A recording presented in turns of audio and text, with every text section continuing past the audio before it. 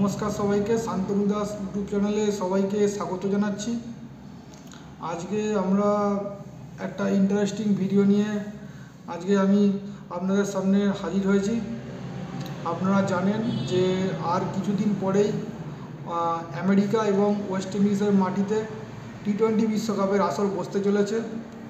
ইতিমধ্যে বেশিরভাগ দেশ তাদের 15 জন সদস্যের বিশ্বকাপে অংশগ্রহণকারী 15 সদস্যের দল তারা বেশিরভাগ দেশ ঘোষণা করে দিয়েছে এবং আমি আমার ইউটিউব চ্যানেলের মধ্য দিয়ে 3-4টে দেশের যে তারা বিশ্বকাপের দল ঘোষণা করেছে সেটা নিয়ে আমি আলোচনা করেছি।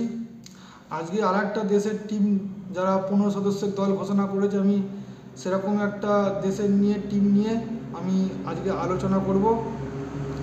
এই টিমটি দুবার বিশ্বকাপ নিয়েছে অলরেডি।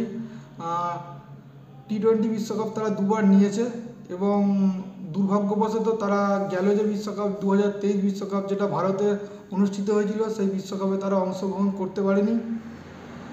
আমি যে টিমটার কথা বলছি সেটা হচ্ছে ওয়েস্ট ইন্ডিজ টিম।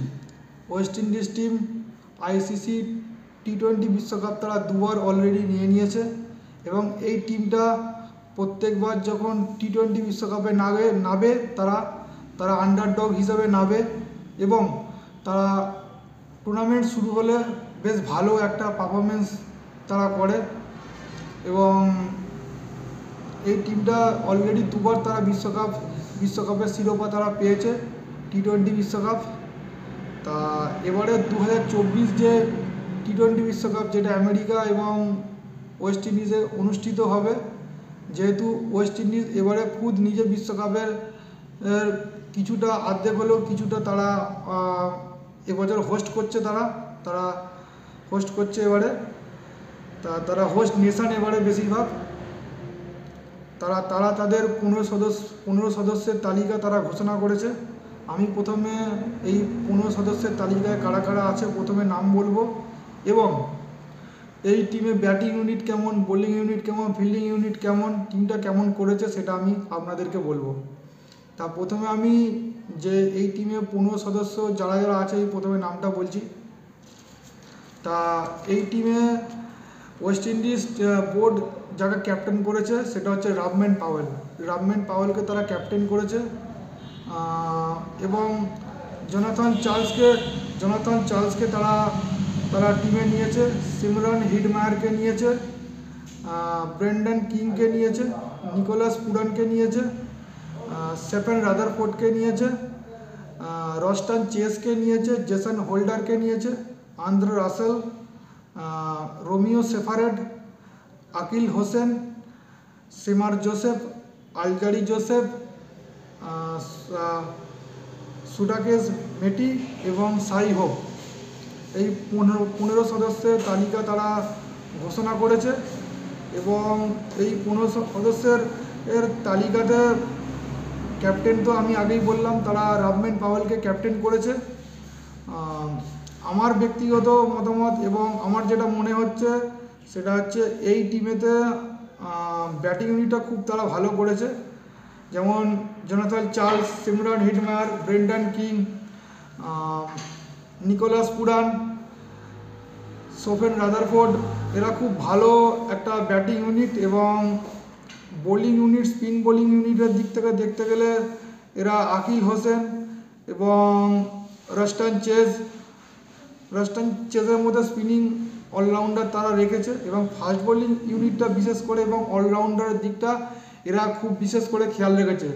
যেমন ধরুন অলরাউন্ডারদের মধ্যে আমি দেখতে পাচ্ছি এখানে জেসন হোল্ডার আছে, আন্দ্রে রাসেল এই মুহূর্তে আইপিএলে সে দুর্দান্ত পারফরমেন্স করছে কলকাতা নাইট রাইডার্সের হয়ে। আর সোমারিও জোসেফ গতবার গত সিরিজে ইংল্যান্ড ট্যুরে গিয়ে সোমারিও জোসেফ খুব ভালো পারফরমেন্স করেছে এবং আলজারি জোসেফ খুব ভালো একজন ফাস্ট বোলার আলজারি জোসেফ। তা সব কিছু দিক থেকে অল ওভার। আর ফিল্ডিং সাইড তো এমনিতেই ওয়েস্ট ইন্ডিজ বরাবর ফিল্ডিং সাইড খুব ভালো। আর একটা সবথেকে বড় কথা হচ্ছে এদের আমার যেটা মনে হচ্ছে যে এই টিমটা দারুণ একটা স্কোয়াড তারা বানিয়েছে ওয়েস্ট ইন্ডিজ। এবং ওয়েস্ট ইন্ডিজ এমনিতেও প্রতি বছর তারা ভালো স্কোয়াড তারা বানায় এমনিতেও প্রতি বছর।